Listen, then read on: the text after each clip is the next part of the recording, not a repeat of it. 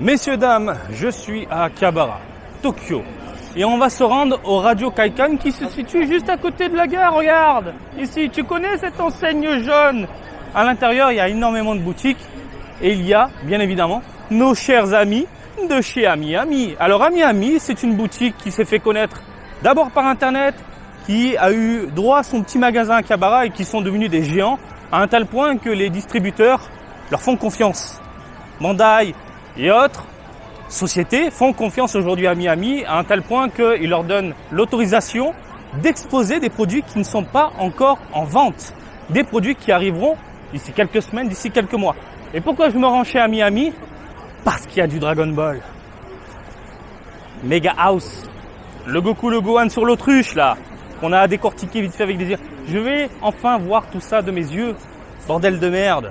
Et bien évidemment, s'il y a d'autres produits dans les parages, on va en parler. Je pense qu'il y aura certainement du Yu-Gi-Oh! Il y a toujours du Yu-Gi-Oh! Ici. Bon allez, j'arrête de parler.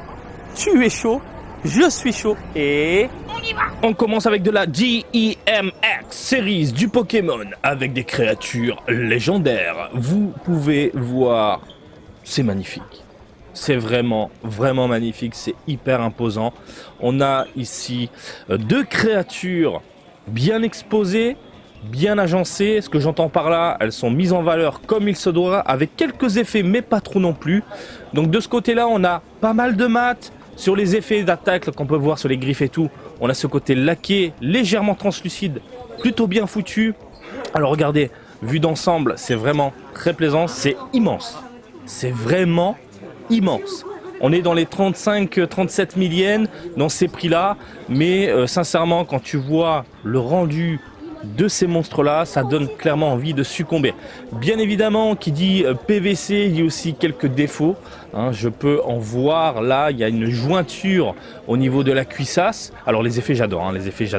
Alors je vais essayer de vous montrer ça. Regardez, hop, regardez-moi cette jointure en plein milieu. Et ça gâche un petit peu le plaisir de la rétine parce que le dégradé qu'on a sur son espèce de peau, au final, en fait, se casse avec cette jointure-là et on part sur quelque chose d'autre au niveau du corps. On en voit partout, un peu partout les jointures.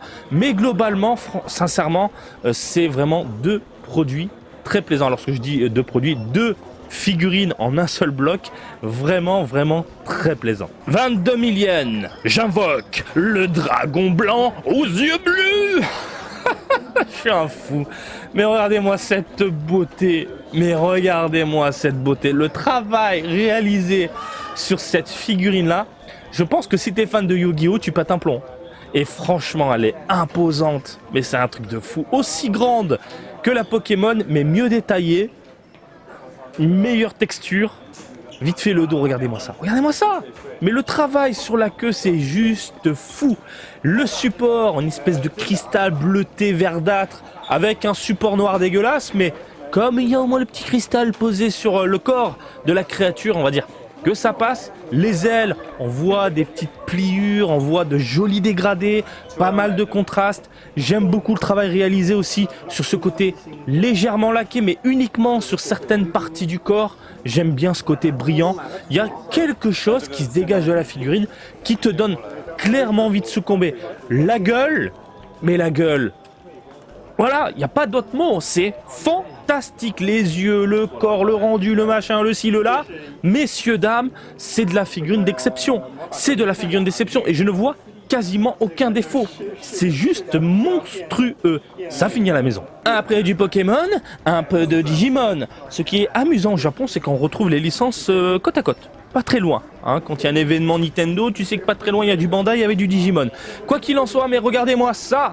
Cette figurine est encore plus grande que les deux autres, beaucoup plus grande que les deux autres.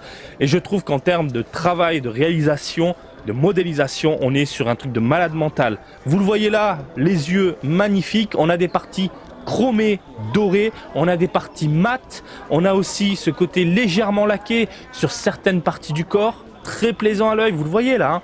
Ça brille, mais très légèrement.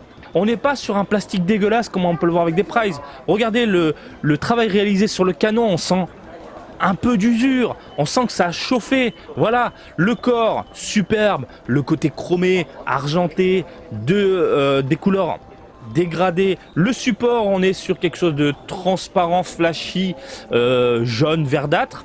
Et puis on a cette espèce d'explosion au niveau de la patoune. C'est très très joli. Alors là, vous voyez bien, je pense, les dégradés. Hein, sincèrement, les couleurs, c'est vraiment magnifique. Et puis tu as la lame, voilà, les lames. Petit côté métallique qui ressort. C'est de la pure folie pour les fans de Digimon. Alors si t'aimes les deux licences, Pokémon et Digimon, tu te la régales. Mais juste pour te donner une idée, regarde-moi tout ça, c'est fou. GEM, Monkey D. Luffy du Run. On dirait du Parapara the Rapper. 7500 yens, c'est sorti en juin 2023. On est sur de la WCF, typée WCF, diorama, plutôt marrante, plutôt sympathique. J'aime beaucoup le rendu. Au niveau de la modélisation, on n'a pas ce côté joufflu comme on a pu voir avec des Prize en termes de modélisation. Je parle, le petit Luffy là, il est plus que sympathique. Le décor, j'adore. La petite patte là, enfin son pied qui explose littéralement l'eau, j'adore. Et puis derrière, vous avez en septembre 2023, donc c'est déjà sorti, à 7500 yens, du Zolo. Lui, il est un peu moins bien réalisé, je trouve, au niveau du visage. Il y a quelque chose qui me dérange, peut-être une couleur, je sais pas si ça se voit à la caméra, mais une couleur légèrement différente par rapport au reste du corps. Mais le décor, lui, est super bien foutu. On a un petit côté diorama, encore une fois, plus que plaisant à l'œil. Je vous mets les deux côte à côte. C'est dommage qu'on puisse pas les connecter, entre guillemets, mais ça reste quand même plaisant. Dans les 27 000 yens, en mars 2024, la magicienne de ténèbres. Faut que je fasse du doublage. Regardez-moi ça. Voilà. Ce personnage-là, il est hyper apprécié au Japon. Bien évidemment, Mega House essaye de faire plaisir aux collectionneurs et aux collectionneuses en proposant, regardez ici, un joli rendu sur le côté, sur les vêtements, ce côté laqué très plaisant. On a, regardé le bouquin à l'intérieur. C'est pas vide. Il y a des figurines où ils te foutent une page blanche. Voilà, là, c'est bien rempli. Oula, oui, c'est très bien rempli. On parle du sceptre, les amis, hein. Ne déviez pas votre regard. Donc le sceptre, on a un petit côté chromé doré sur le devant, enfin sur le dessus. Les jambes sont bien foutues. On a ici un support plutôt plaisant, voilà.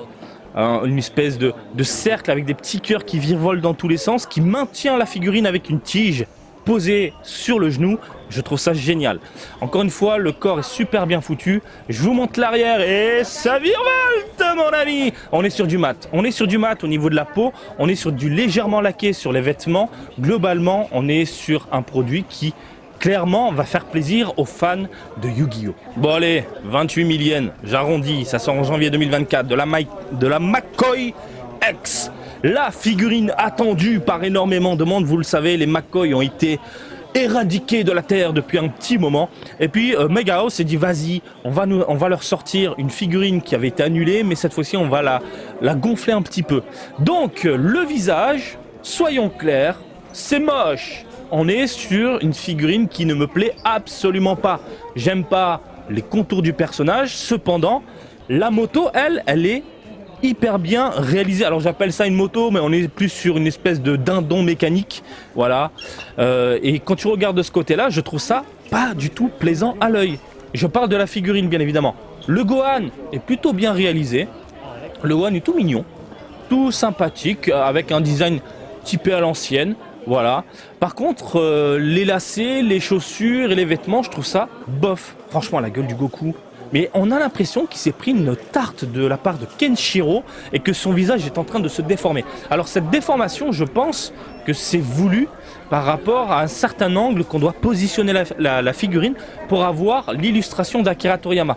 Donc, mis à part ça, vous le voyez au niveau des textures, on a ce côté un peu chromé, un peu beaucoup même chromé, où il y a vraiment cet aspect métallique qui ressort de la dinde mécanique, très plaisant à l'œil. Sincèrement, tout ce qui est méca, tout ce qui est rendu robotique, je trouve ça très bien réalisé. Mega House a fait un excellent travail sur les détails, franchement, du véhicule. Et même, regardez à l'arrière, le pot d'échappement, il est cramé.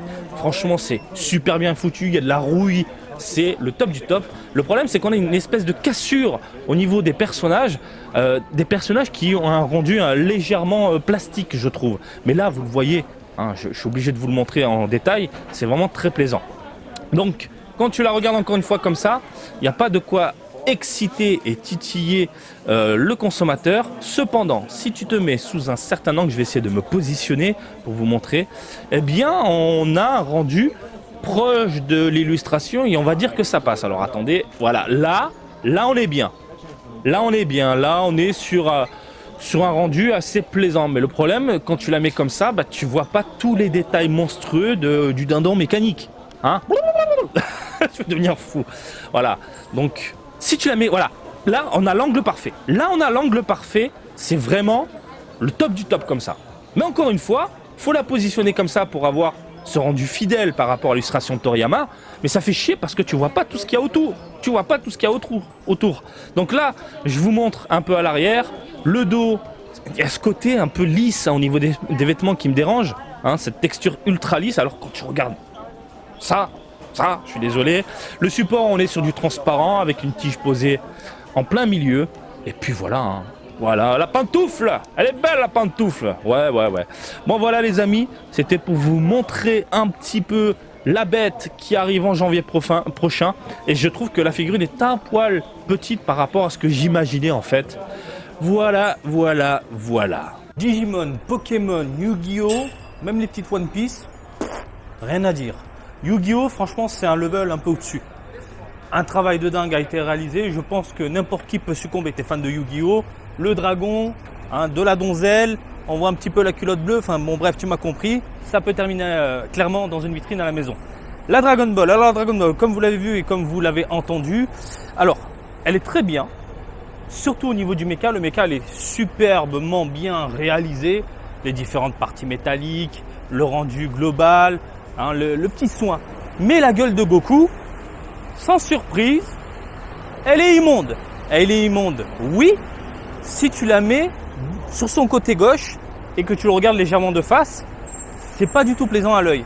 Alors bien évidemment, la figurine a été pensée pour être positionnée sous un certain angle, pour que ce soit identique à l'illustration d'Akira Toriyama. Et comme vous l'avez vu également, eh bien quand tu positionnes la caméra où tu as vu sur le côté en haut à gauche, ça passe nickel. Le problème, c'est qu'on loupe tous les détails du mecha. Si tu la mets de côté, en diagonale et non pas de face, malheureusement, enfin de face sur le côté gauche, malheureusement, faut faire un choix. Donc oui, je pense qu'elle peut finir dans une maison, elle peut finir dans une vitrine, mais je trouve que le prix est totalement abusé. Mega House, c'est exactement ce qu'il est en train de faire, à savoir abuser du porte-monnaie des fans, des consommateurs. Un truc qui dépasse je ne sais combien de yens pour un tout petit produit comme ça. Non, surtout c'est pas parfait à 1000%, tu vois ce que je veux dire? Et je m'attendais vraiment à voir une très grosse figurine, on parle d'une figurine X. Voilà, un poil déçu, par rapport au prix ça ne les vaut pas. Par rapport au tarif ça ne vaut clairement pas le coup. Voilà. Bon, je pense qu'on a fait le tour. J'espère que ce petit vlog en ma compagnie vous a plu. Comme d'habitude, je vous invite à me suivre sur Twitter, Facebook, Twitch et TikTok, Marty Japan. Et je vous dis à très bientôt. Allez, salut, bisous, ciao, ciao!